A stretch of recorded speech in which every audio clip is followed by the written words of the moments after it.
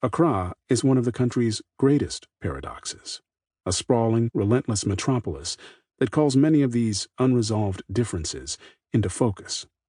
With over 2 million people, all situated on the Atlantic coast of West Africa, this capital city is the most populous region of Ghana.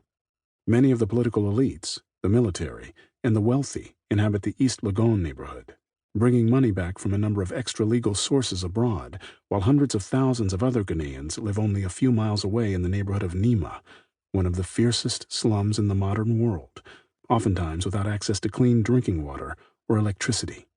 Open sewers carry human excrement past residential dwellings. Muddy orange roads are sometimes overtaken by piles of garbage. In those parts of the city, children, entire families who migrate from the rural parts of the country, sleep in wooden sheds or out on the street. Gold filigreed Mercedes rarely pass these neighborhoods, where fried yams, boo fruit, and akala bake in the sun in open-air markets. As Seidu hurried through the market as a boy, it seemed to him that everything was for sale.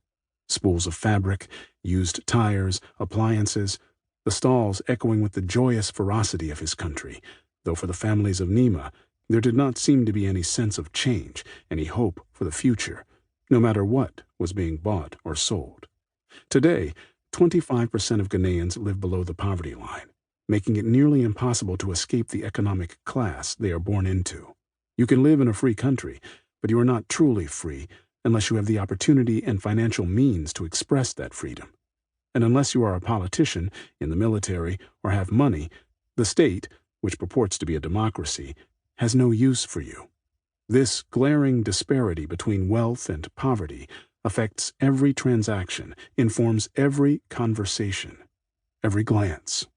The city, the country itself, resists resolution.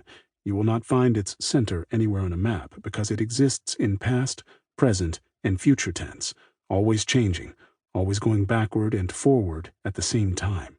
Try to locate Ghana, try to find the spirit of the country and its people, and you become lost, because it is not, nor has ever been, one thing. By its very nature, it ignores interpretation, simplification.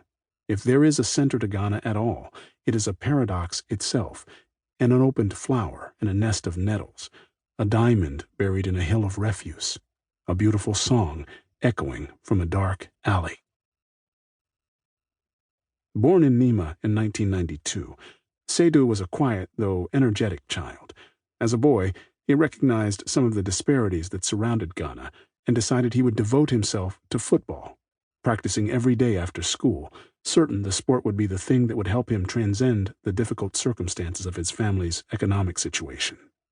During the 1990s, Seidu's father, Mohammed, worked at a local travel agency where he prepared visas and other documents, while his mother, Hawa, had a vegetable stall in the market. Together, his parents made just enough money for the family to survive.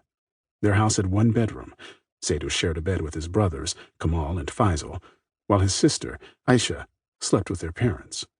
The year Seidu turned 10, he surprised all of his classmates when he volunteered for his elementary school's football team. Before class and during recess, he would often sit and watch the other boys playing football, studying how they moved, what they did with their bodies. In the shadows of the Kanda Estate school building, with its failing roof and collapsing plaster walls, the paint fading and peeling in the shape of gladioli, he dreamed of being a professional football player, a champion like Ghanaian superstar Abede Pele. He never played football at school because he knew if he got his school uniform dirty, he would be beaten by his teacher. Playing for the inter-school team finally gave Seidu the opportunity to show his classmates and his community just how committed to football he was. On the day of the match, he was assigned to defensive midfield, the position he most enjoyed. He looked up, saw his older brother Kamal sitting in the stands, and grinned. Although the game was a tight one, Seidu worked hard to keep the ball away from his team's goal, sending it flying back each time it came near. He began to get tired, but stayed focused, trying to follow every instruction his coach shouted from the sideline. Seidu's team eventually scored and won 1-0. When the game was over, Seidu looked at the sidelines again and saw Kamal, standing on his feet, cheering.